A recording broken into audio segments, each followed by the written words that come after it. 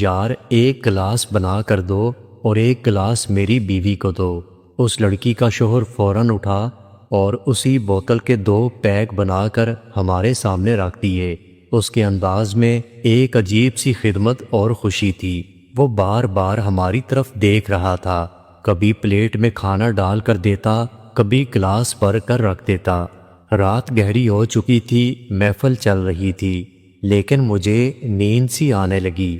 میں نے اپنے شوہر سے کہا کہ میں کمرے میں جا رہی ہوں۔ میری بات سن کر انہوں نے سر ہلا دیا اور اس لڑکی کے شوہر کو اشارہ کیا کہ میری بیوی کو اس کے کمرے تک چھوڑ آؤ۔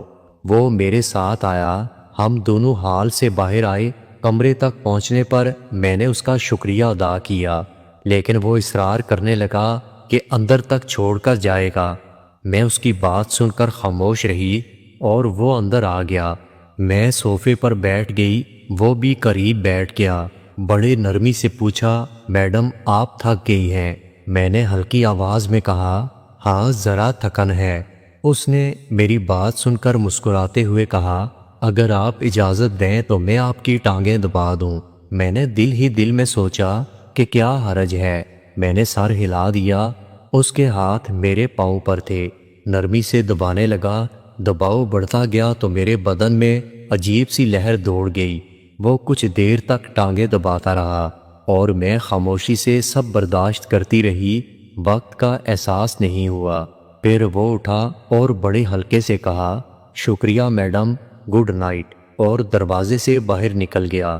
میں ایک لمحے کے لیے خاموش بیٹھی رہی۔ دل کے اندر بہت ہلچل تھی۔ کچھ ایسا ہوا تھا جس نے میرے اندر کی نیند کو بالکل توڑ دیا تھا۔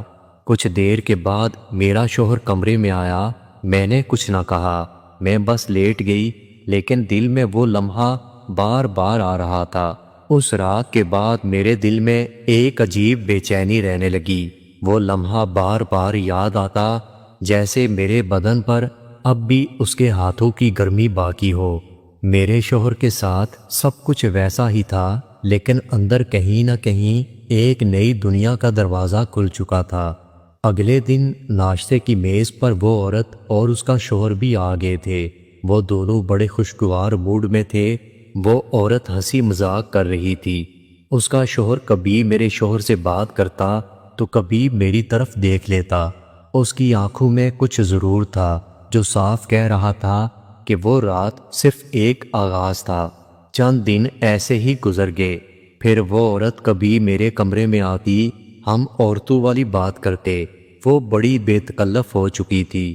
ایک دن میں نے اسے ہلکے سے کہا، تمہارا شوہر واقعی عجیب سا لگتا ہے، ہر وقت خوشی، ہر وقت ہنسنے والا۔ وہ عورت میری بات سن کر کہنے لگی، وہ ایسا ہی ہے۔ دیکھو سچ کہوں تو وہ عورتوں کو بہت پسند کرتا ہے، مگر میری بات کو محسوس نہ کرنا، اسے تم بہت اچھی لگتی ہو۔ اس کی بات سن کر میری سانس تو جیسے رک چکی تھی۔ میں نے چھپانے کی کوشش کی، لیکن میرا چہرہ بالکل سرخ ہو چکا تھا۔ وہ میرا چہرہ دیکھ کر ہنس پڑی، کہنے لگی، گھبراؤ نہیں، وہ تمہارے ساتھ برا نہیں کرے گا۔ یہ سن کر میرے اندر ایک لہر اٹھی، شاید مجھے برا نہیں لگا تھا۔ کچھ دن کے بعد شام کو میرا شوہر آفس کے کام میں مصروف تھا۔ گیسٹ ہاؤس میں زیادہ ہلچل نہیں تھی، باہر کافی سردی تھی۔ میں صوفے پر بیٹھی کتاب پڑھ رہی تھی۔